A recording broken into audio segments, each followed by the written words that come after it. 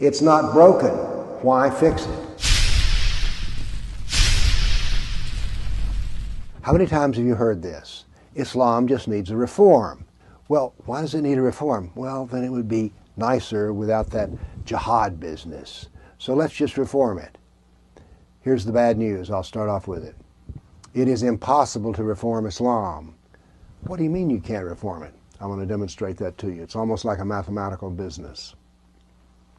But you say, look, Christianity and Judaism are reformed, therefore Islam can be reformed. Well, not really. Let's say that you're going to reform Islam by picking out the good and dropping what is bad, and you're the one deciding what is good and bad.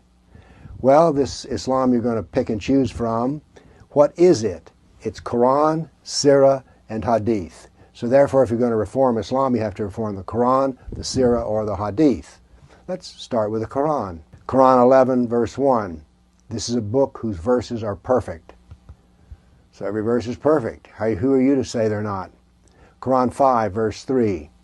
This day I've perfected for you your religion and completed my favor upon you and have approved for you Islam as religion.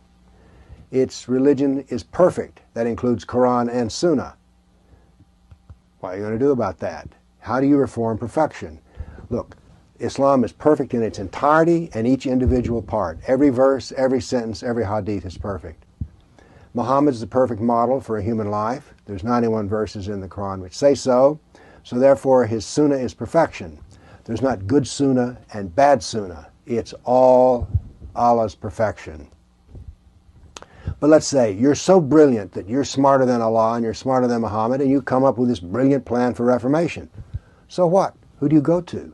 There's no authoritative body to approve or disapprove.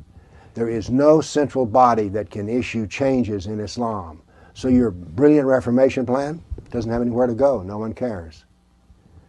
Now look, you say we need to reform Islam because it will make Islam, whatever we mean by this, nice. Why are you trying to fix what is not broken? Islam is overwhelmingly successful in Europe, Brazil, Central America, United States, and Canada.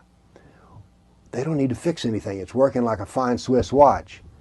Look, you ever notice something about these reformer people? They're apologists for Islam, or they're a member of an insignificant group of Muslims. They just simply don't count.